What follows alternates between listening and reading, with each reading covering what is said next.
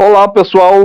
Eu sou Robério Ferreira e hoje eu estou aqui com Edson Matos, do Rio Grande do Norte, de Natal, especialista, uma pessoa engajada, envolvida com a capleia granulosa, né, desde a produção, conservação, preservação.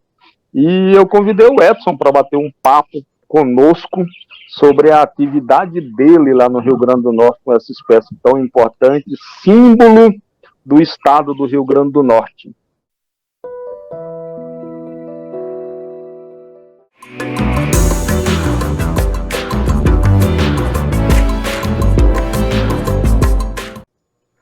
Bom, Edson é engenheiro civil, formado na Universidade Federal do Rio Grande do Norte, é licenciado em Física também pela Universidade Federal do Rio Grande do Norte, está fazendo o seu mestrado no programa de pós-graduação em Ciências Florestais na Universidade Federal do Rio Grande do Norte, educador ambiental, orquidófilo, orquidólogo há 28 anos. É isso mesmo? Então, um vasto currículo aí. Um vasto currículo aí. Bom, um vasto currículo com áreas diversas, uma conexão de ciências aí impressionante, né? E está comigo essa figura aqui para bater um papo sobre a granulosa, sobre os trabalhos do Edson lá no Rio Grande do Norte envolvendo a capleia granulosa, que é símbolo do estado, né? Com muita luta, eu tive dando uma pesquisada, vocês conseguiram tornar a capleia granulosa símbolo do estado, que é um grande avanço. Queria eu que todos os estados também tomassem essa atitude e fizessem isso. Louvável, parabenizo a todos vocês, potiguares, que conseguiram dar esse avanço significativo, esse avanço grande e essa grande contribuição para a orquidofilia. Bom, Edson, percebe-se que você é uma pessoa muito proativa, né? Eu estive dando uma olhada nas suas atividades, isso era uma necessidade para a gente bater esse papo, muito engajada na orquidofilia, na orquidologia, e eu gostaria que você compartilhasse comigo e com aqueles que me seguem, né, como surgiu o teu interesse pelas orquídeas, o que te conduziu a esse universo? Então, professor, primeiramente é uma satisfação grande estar aqui com vocês fazendo esse trabalho, divulgando um pouquinho do que eu fiz ao longo da minha vida nesses... Na verdade, assim, eu comecei a cultivar orquídeas com 9 anos, tá? E por influência dos meus avós, que tinham quintais com flores e plantas, e eu acabei me apaixonando, a paixão começou ali, né?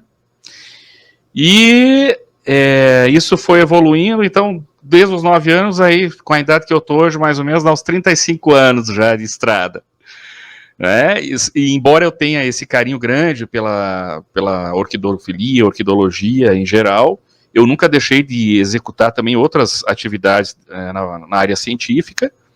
A minha família veio já de uma área de construção civil, meus pais e meus avós tinham construtora, né? E eu peguei o gancho da construtora e ainda lá no Rio Grande do Sul, da minha terra natal ainda, eu já construía estufas de orquídeas no frio lá, para suportar o frio, e a minha experiência começou lá. E aí, em 99, eu vim para Natal e concluí o curso de Engenharia Civil aqui na Universidade Federal, e exerci a profissão de engenheiro durante um tempo. Depois fui trabalhar com comércio, com a representação de produtos do Rio Grande do Sul aqui. E quando deu mais ou menos com 40 anos, eu acabei voltando para a licenciatura em Física. Eu já era professor um tempo atrás em cursinhos, né? E aí eu disse, vamos tentar essa outra área também, que era muito semelhante à engenharia, e sempre levando a orquídea junto. Sempre, nesse tempo, eu sempre mantive meu orquidário junto, paralelo nas atividades. E aí agora, depois desse tempo todo, nesses 35 anos de trabalho, eu resolvi entrar no mestrado para consolidar essas observações, né, que a gente tem de forma empírica, e transformar isso numa coisa mais concreta, científica, né, que as pessoas possam ter acesso e que isso possa, de alguma forma, contribuir para que a ciência ela avance. Tá? Então, esse é o meu objetivo agora de vida nesse momento. Então, começamos com o mestrado e a gente vai seguir até o doutorado junto com a proposta da Cattleya granulosa, sempre com Cattleya granulosa. Né? Perfeito, bom saber disso. Nos teus principais meios de comunicação nas redes sociais, né, Instagram, Facebook, você nos apresenta um mar de flores de diversos gêneros e espécies. Riquíssimo, né? E nos conta as suas atividades, que vão além da orquidofilia. Então, parece que você tem um leque de outras atividades que estão, né, além desse nosso universo. Gostaria que você falasse um pouco dos seus espaços de cultivo, da tua atividade como orquidicultor, como orquidólogo e como orquidófilo. Pronto. Então, eu conheci a primeira granulosa em 99, quando eu cheguei aqui em Natal. Tá? Eu fui visitar uma área e contratei um guia turístico e eu queria conhecer as orquídeas, enfim, a mata nativa daqui. E fui até Genipabu, numa região lá que hoje é considerada uma área de proteção ambiental. E lá eu entrei em contato pela primeira vez com a Cattleya granulosa florida, né? E eu fiquei impressionado com aquilo ali. Tá? E naquela época ainda tinha muitas plantas lá naquela área de proteção. E é tanto que eu já fiz vários trabalhos de educação ambiental lá com escolas, justamente por ter essa aproximação de ser o primeiro ponto que eu tive de contato com a planta. Então eu tenho um carinho muito grande por aquilo ali. Né? Agora o fato é que, depois de 10 ou 12 anos, é que aquilo foi transformado numa área de proteção, porque Genipabu é um cartão postal aqui do estado. Geralmente, quando você fala no Rio Grande do Norte, você vê as dunas e vê os camelos, e aí aquilo ali é Genipabu.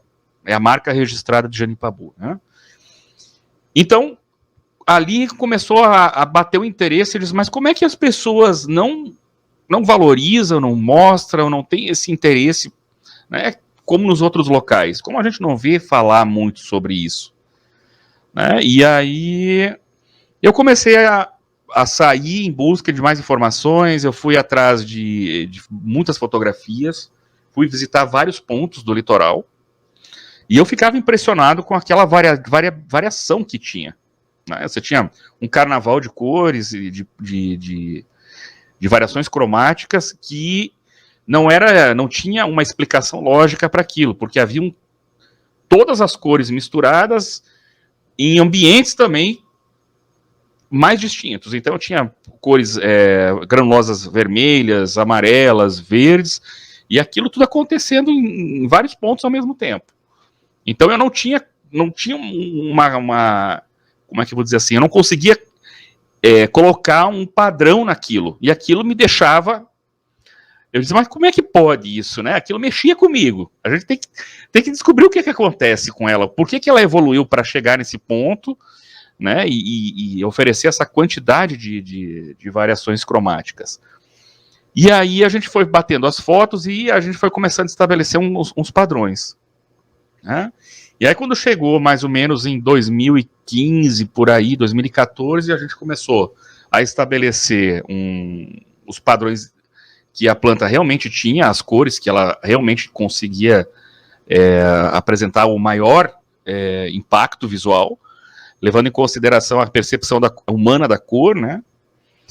E aí a gente começou a colocar no papel o que poderia ser, talvez, a gama de cores que essa planta poderia nos trazer, e também em busca do porquê dessa quantidade de cores, né? E ao mesmo tempo que ela tem essa variação de cor, ela também tem a variação de perfume. Né? Então, isso também era uma coisa que nos chamava muita atenção. E aí fiz esses trabalhos de variações cromáticas. Na época, a gente fez uma publicação, eu e outra pessoa, publicamos na revista da CAOB, junto com outras pessoas também que participaram, dando sua contribuição. E, paralelo a isso, a gente começou a trabalhar com educação ambiental. tá?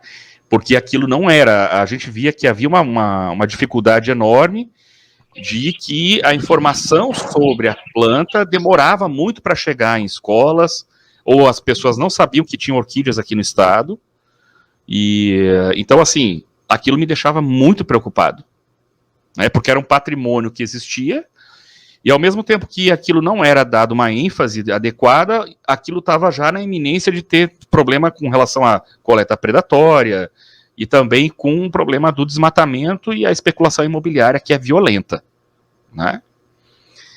Então, assim, eu comecei a fazer um trabalho pequeno, fui chamado para fazer um trabalho em Genipabu, para a gente fazer como se fosse assim, o pessoal fazia algumas apreensões de orquídeas nativas, e eles precisavam de um local para poder destinar esse material para que as plantas apreendidas não sofressem e não morressem. Porque o pessoal apreendia e aquilo tudo ia fora. Não tinha o tratamento adequado. E aí a gente foi chamado, num determinado momento, para fazer um trabalho na área de proteção ambiental e conseguiu mobilizar um orquidário lá, em que essas plantas elas eram destinadas para aquele lugar. E aquilo acabou virando um espaçozinho também para o pessoal visitar, o turismo, quando vai para lá, faz a sua incursão na mata, né, que é um fragmento de mata, e esse fragmento ele tem essa possibilidade de as pessoas entrarem em contato como é que a planta é, de fato, lá na natureza, né? Oi, pode falar. Isso aí, então, é um marco divisório. Então, foi aí nesse ponto que a granulosa se tornou uma bandeira de luta de vocês? Foi. Então, é nesse exato momento aí, nesse encontro, nessa condição que vocês estavam. Então, isso aí é o que transformou a granulosa numa bandeira de luta do qual você está envolvido hoje, imerso completamente. Na verdade, ela já vinha sendo, já vinha um processo tentando, outras pessoas que na época faziam parte da associação, eles traziam esse movimento de valorização da planta, mas não era um movimento que era engajado com criança, com escola, de fato engajado com os órgãos ambientais. E ele era uma coisa focada com a associação orquidófila. Ficava lá restrita àquele grupo, tá entendendo? E a gente, assim, a minha visão, ela é uma visão um pouco mais ampla, né? A minha visão, ela é mais sistêmica e cosmopolita. Eu quero uma coisa maior, que pudesse a sociedade entrar em contato e perceber que aquilo é um patrimônio e a gente precisa preservar, porque de uma hora para outra pode se acabar. Como vocês têm um problema aí em Sergipe também, né? Bom, dada a importância da granulosa, obviamente vocês transformaram a espécie na flor símbolo, planta símbolo, né, do estado, então isso é uma coisa extremamente louvável e importante. Você se tornou um mentor de um grande projeto, que é uma iniciativa louvável em prol da conservação da Cattleya granulosa, nos seus habitats naturais, que chamamos de conservação in situ. E esse grande evento hoje, você já está aí à frente, é a Semana Estadual da Conservação, Valorização e Preservação da Cattleya granulosa.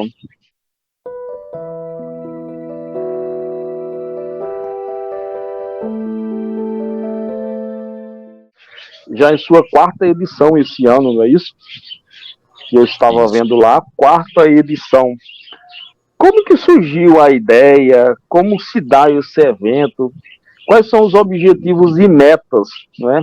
Qual o público-alvo que vocês têm? Como é que tem funcionado essa semana em prol da granulosa? Pronto. Então, a gente vai começar, eu vou puxar então essa história da Semana Estadual de Valorização, Conservação e Preservação da Orquídea, né? Cattleya granulosa no Rio Grande do Norte. Essa semana, ela vem instituída junto com a lei, né? Então, essa lei, no início, ela foi proposta para a Procuradoria do Meio Ambiente do Estado. A Procuradoria do Estado, ela achou pertinente que era uma necessidade de fazer aquele tipo de trabalho, né? E, evidentemente, que teve um relatório técnico por trás, em que eu abarquei toda a produção científica que existia em torno dela e o contingente de pessoas que estava trabalhando com ela também no sentido da parte científica e também da parte de educação ambiental. Né? Então, o principal ponto é fazer esse relatório técnico muito bem feito, articulado com as instituições científicas e com as pessoas que realmente entraram em contato com a planta, e propor isso também para a Procuradoria do Estado, porque a Procuradoria ela também tem um papel fundamental. Foi a Procuradoria, foi através do procurador que a gente fez a redação da lei, né, a qual eu participei diretamente com ele, fazendo esse trabalho. Foi um bate-bola que a gente fez, e então, entre outras coisas que foram definidas lá, foi que aquela lei 10.508, de 16 de maio de 2019, ela nomeia a Catleia como flor símbolo do Estado e dá outras providências. Tá? Então, que outras providências ela vai dar, efetivamente? Ela vai fazer com que o órgão ambiental aqui, no caso o IDEMA, ele tenha que aplicar uma certa quantia em verbas, em promoção, em favor de eventos em que a planta ela tem um foco, né? Então, no caso, tudo que se relaciona com palestras, exposições, o que for voltado para a área de educação ambiental, cujo foco seja a Catleia, o órgão ambiental deve fomentar. Isso foi uma das coisas que o procurador fez colocou na redação da lei. A outra foi que estabeleceu que a última semana do mês de agosto, que é a última semana que coincide na natureza com o pico das florações da planta, então a última semana do mês de agosto seja comemorada a semana de valorização, conservação e preservação da orquídea Catleia granulosa no estado do Rio Grande do Norte. E normalmente a SORN, a Associação Orquidófila, faria os eventos dentro dessa semana, né? Então, essa semana não é uma coisa que eu estou criando, ela é estabelecida por lei, e como eu participei ativamente da lei, eu transformo isso num objetivo meu de vida para a população, uma necessidade minha de fazer esse trabalho. Então, nessa semana que é destinada à planta, eu visito a escola aqui próximo, eu proponho um trabalho de educomunicação via Instagram ou via internet para instituições de ensino e pesquisa, e a gente não cobra nada para isso. Né? A gente chama os fotógrafos, faz parcerias, e a gente faz esse trabalho com a comunidade, porque isso movimenta e isso dá muito certo. Principalmente quando é com criança. Tá bom? Então tem essa coisa. A semana da Catleia ela é estabelecida por lei. E a gente é que vai empurrando esse trabalho e vai organizando também. E você consegue ter um bom envolvimento da sociedade de forma geral, uma boa participação dos órgãos, da própria sociedade orquidófila. Você consegue essa movimentação no Rio Grande do Norte? Vocês têm conseguido, de alguma forma, envolver esses atores sociais todos em prol da granulosa? Pronto. Então, essa é uma questão assim, a Associação Orquidófila faz o trabalho dela de forma independente, eles fazem os trabalhos com a exposição, eles movimentam. O principal da Associação Orquidófila é que ela chama a atenção para a discussão do tema, né? E a minha pegada como profissional da área ligada à educação ambiental e à parte científica é mais voltada para a questão das escolas, tá? Então, o meu negócio é atacar o jovem, é transferir essas ideias de conservação, de valorização da planta e a necessidade da preservação de forma mais intensa e dentro da escola. Né? A gente sabe que o jovem, você tem por exemplo, a última semana que foi agora em agosto, a gente levou para a escola aqui próxima, que é a escola que pertence à minha comunidade, a gente levou a planta para fazer a visita, né, que eu chamo que é o dia que a Catleia vai até a escola, e como eu já tenho um relacionamento muito legal lá com a diretora, a gente vai lá, propõe o trabalho e a gente já faz aquele trabalho, já assume que aquilo ali é uma coisa legal e que é positiva. Então a gente chamou as turmas do 6º ano e do 7º ano, em que durante meia hora a gente mostra a planta para eles e dialoga, e a mensagem final é a questão da coleta predatória. A gente fala que quando encontra a planta na natureza, evitar fazer a supressão da planta, ou então evitar retirar aquilo, ou evitar também de comprar a planta quando alguém vem oferecendo na frente da porta de casa. E isso é tão positivo, isso surte um efeito tão legal, que, por exemplo, eu fui visitar um cliente, fui para fazer um pagamento numa madeireira aqui próximo, e o filho viu a palestra lá, e aí o pai chegou para mim e disse, cara, tu foi dar uma palestra lá na escola, e a minha menina chegou em casa dizendo que não é para comprar orquídea sem saber a origem. A menina, quer dizer, isso atingiu o objetivo, e então isso para mim mostra que esse é o caminho, né? A gente não tem outra alternativa, e se não trabalhar com educação e levar isso para a escola. Eu sempre achei isso o importante e assim, é uma coisa que precisa acontecer, e nem sempre você tem apoio do órgão ambiental. E as comunidades rurais onde essas áreas estão inseridas, ou as comunidades que estão inseridas nas áreas naturais, elas têm participado da ação, elas têm correspondido nesse sentido também da conservação? Tem. Quando você chega com a proposta, no período pré-pandemia, a gente fez um trabalho dentro da área de preservação lá de Genipabu. A gente pegou 2 escolas e tinha algum grupo de pais junto na própria área de preservação na Semana do Meio Ambiente. Então a gente foi lá, deu a palestra.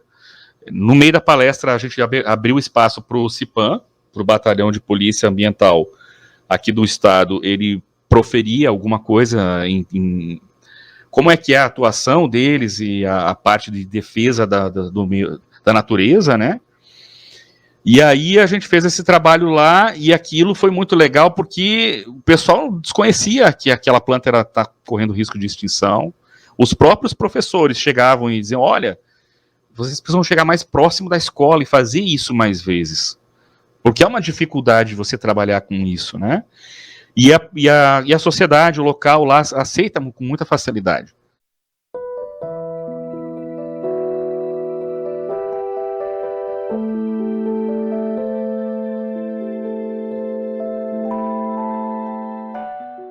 Educação, quando você chega com uma proposta boa e você vê ali, você consegue perceber o engajamento, as pessoas chegam junto, divulgam o trabalho, e é muito interessante isso, né? Agora, precisa chegar com uma tarefa organizada, você não pode fazer isso de última hora, né? Você tem que pensar o que você vai falar, você tem que articular como você vai levar uma planta, por exemplo, que não é um animal, então você não tem não é uma palestra que você vai demorar muito tempo, porque as crianças também ficam muito agitadas. Então a resposta tem que ser muito certeira e tem que ser uma coisa planejada para não perder tempo, né? Porque senão você vai lá ficar falando, a coisa vai saindo dos trilhos, e quando você vê, fica chato.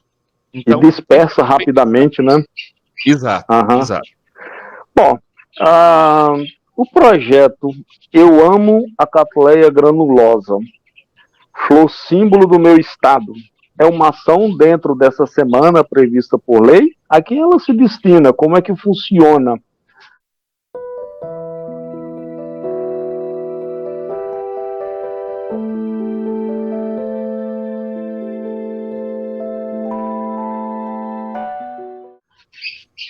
Pronto.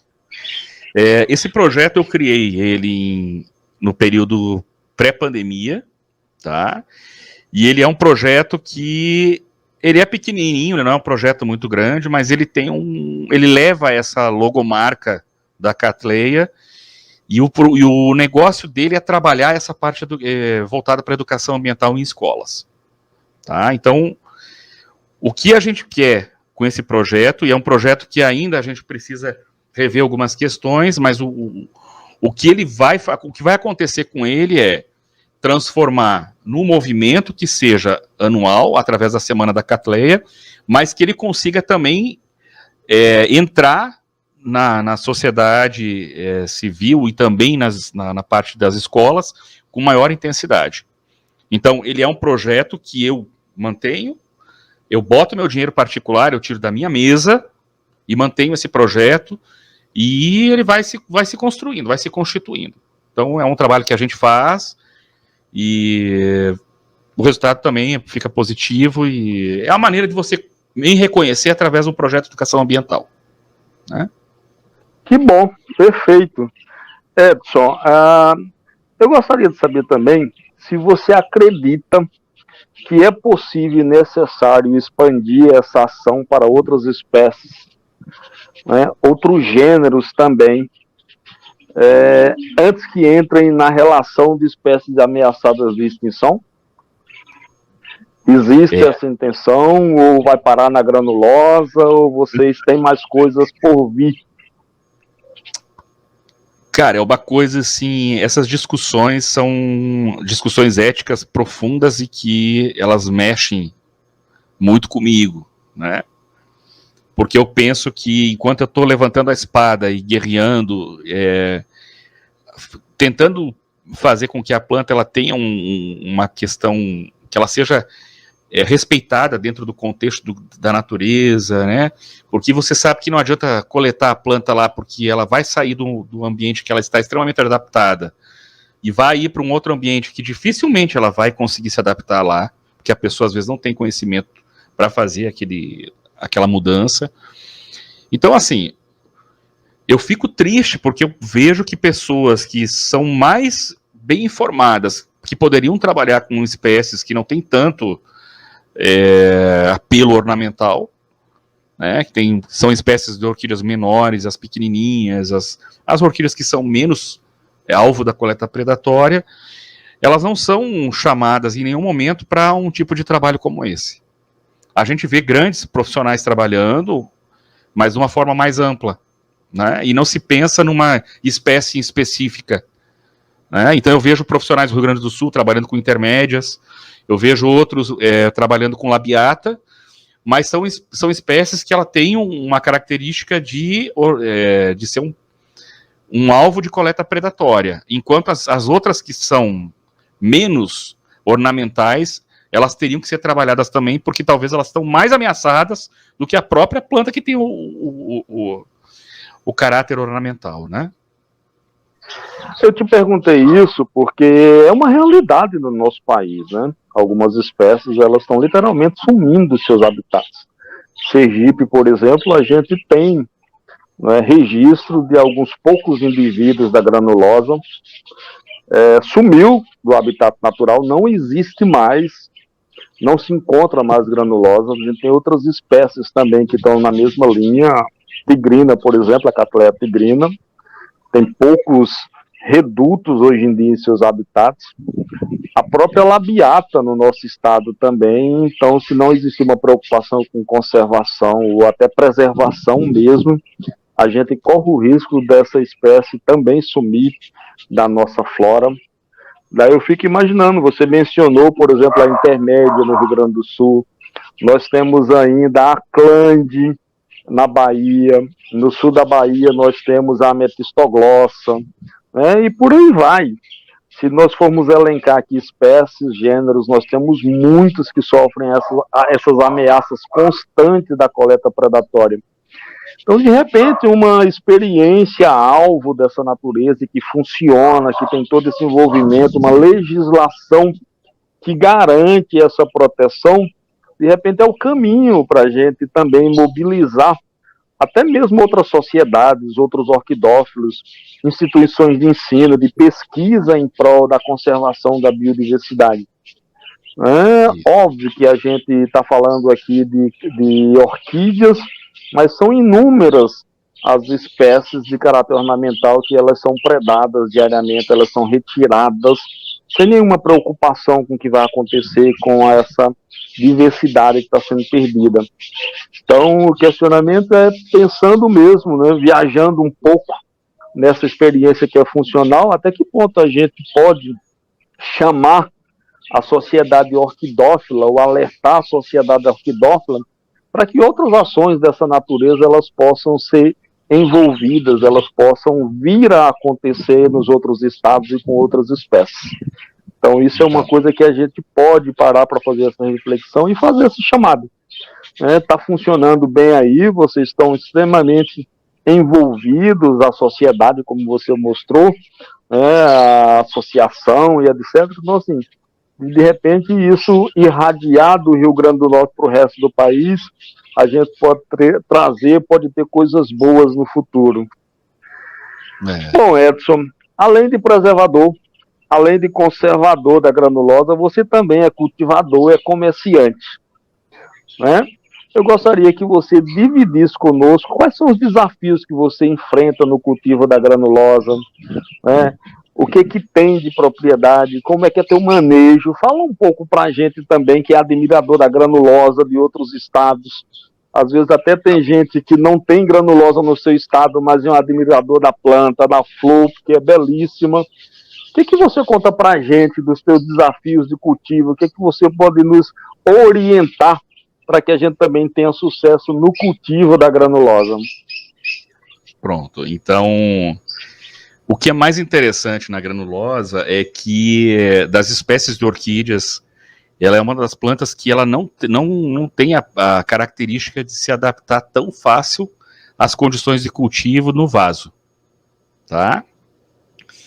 E eu noto assim, há uma insistência, né, do pessoal em fazer cultivo em vaso, por questão assim, de estética, e enfim, é uma tradição já de apresentar, da própria cadeia produtiva, de apresentar exemplares em vaso, tá?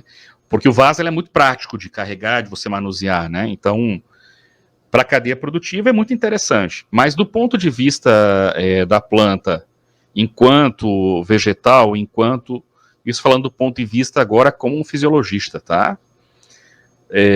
A planta, ela evoluiu. Se vocês pegarem um artigo da revista Nature, existe um artigo lá que foi achado uma abelha num cristalzinho de âmbar, e aí tem um pólen nas patinhas dessa abelha, e eles estudaram a evolução das orquídeas a partir desse pólen, tá?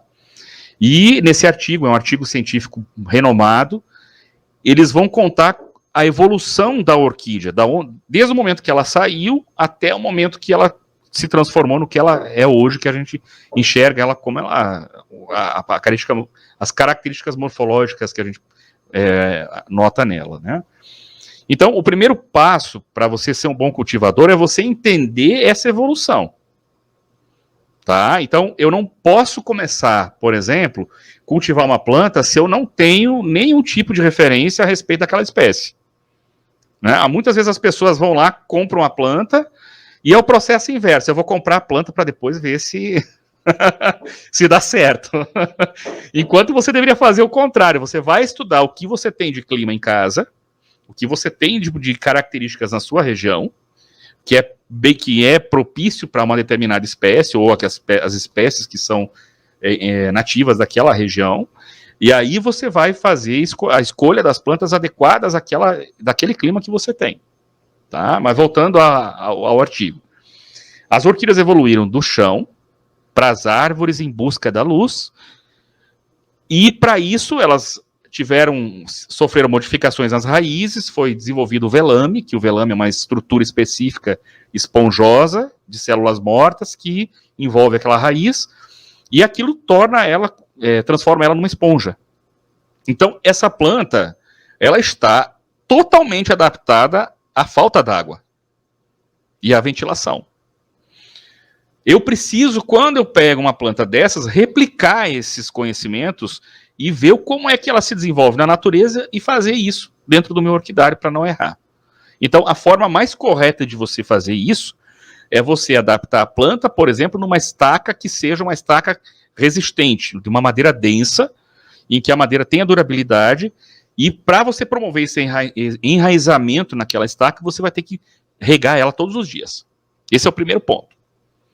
Então, a condição principal é, no início do enraizamento, você vai ter que regar ela em abundância, ensopar a estaca todos os dias, para fazer com que aquela planta consiga ter o aporte hídrico necessário para a recuperação, até que ela consiga dar conta de passar um período mais longo sem receber a água.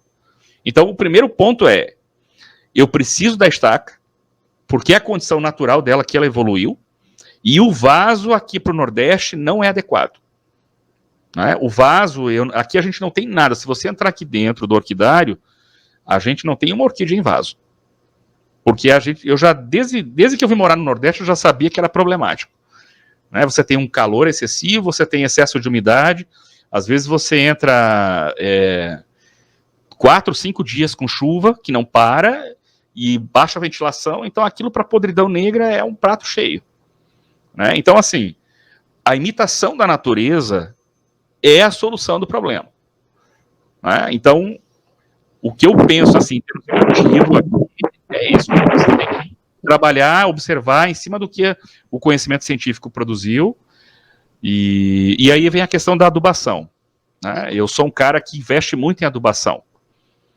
Né? É tanto que, assim, eu uso só NPK americano, o básico, que é o 20-20-20, e aí a formulação do cálcio e magnésio a gente formulou aqui. Então, a gente sabia que tinha que introduzir o cálcio e magnésio, porque na formulação do NPK americano não tem o cálcio e magnésio, e o cálcio e magnésio são essenciais na planta, né, para a estruturação da planta. Né? E aí a gente começou a fazer um trabalho junto com a minha madrasta, ela é farmacêutica, e a gente começou a desenvolver um produto que pudesse abarcar a necessidade de cálcio e magnésio junto com aminoácidos que a planta pudesse absorver com rapidez. Aí nós trabalhamos uns 2 anos manipulando isso em farmácia de manipulação. Depois que a gente chegou numa formulação ideal, a gente fez o balanceamento daquele produto, e daí a gente chegou e foi em busca de um outro produto que fosse básico, que fosse mais em conta. A matéria-prima fosse mais em conta do que aquele que a gente estava usando. E aí a gente encontrou um produto que a gente mistura e adiciona, faz a mistura aqui, que consegue dar conta perfeitamente da questão do cálcio e do magnésio. Então hoje a gente pragas e doenças, você tem tido algum problema? Tem constituído assim, desafio para a granulosa ou não? O que é mortal para a granulosa é a cochonilha algodão. Tá? A cochonilha algodão, quando ela está para cima da planta, é porque lá embaixo já está tomado. Tá? Então lá no rizoma, nas raízes, a questão a cochonilha abre o ferimento e o fungo vem oportunista, porque a noção nossa, a umidade e o calor ele é muito intenso na nossa região, então abriu uma feridinha na planta, você vai ter contaminação fúngica, e dependendo da contaminação fúngica, você vai ter uma condição aí de perda da planta, porque ela vai evoluir com muita rapidez. Né? Muita coisa, daria para ficar aqui horas conversando contigo, mas a gente tem que pôr um limite, e eu gostaria que você, nesse momento, deixasse a tua mensagem final aqui no meu canal, né, dada a importância do teu trabalho, dada a importância do Rio Grande do Norte em prol da granulosa, louvável, apreciável, até invejável, porque a gente poderia estar pensando isso também numa série de outras espécies para o país inteiro, para os estados que têm as suas espécies símbolos. Então, que mensagem final você deixa para a gente aqui nesse momento? Então, cara, o que eu gosto de deixar muito para as pessoas, a mensagem, é que tudo que a gente faz para o meio ambiente, tudo que a gente faz com carinho, né, tudo que a gente se propõe a fazer em prol da natureza, a gente consegue fazer, a parte financeira chega junto, é só você querer ter vontade para fazer e que vale a pena. A sensação de você fazer, a satisfação de você trabalhar e você ver as coisas acontecendo, você lutar por um objetivo que talvez seja o objetivo dos próprios orquidófilos, você reunir um grupo e dizer, olha, a gente pode fazer isso, vamos ver como é que a gente faz, como é que a gente pode se movimentar, ir para uma escola, não ficar só fechado no mundinho. Né? As associações, elas precisam se reinventar. A associação, por exemplo, o que era lá na pré-pandemia, não vai mais ser agora na pós-pandemia. A gente sabe que mudou. Hoje, o WhatsApp, hoje você senta no conforto da sua casa, você tem acesso ao grupo que passa informação, você não precisa mais tirar um dia para ir lá se reunir.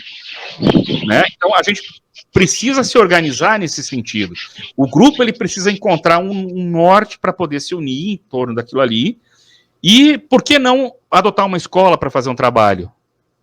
Tá? Então, São essas coisas, são essas pequenas coisas que eu digo que não é difícil conseguir, porque as escolas estaduais, as escolas públicas, elas estão abertas para esses tipos de parceria. Só tenho que te agradecer por você ter se disponibilizado a ter essa conversa comigo, diante de tantas atividades que você tem, tantas tarefas, né? Mas obrigado mesmo, assim. Espero que essa mensagem ela possa alcançar longe, né, outras pessoas, outros orquidófilos, as associações de forma geral, e que elas busquem em cada estado, em cada região, pelo menos ter ações de engajamento dessa natureza, porque nós precisamos.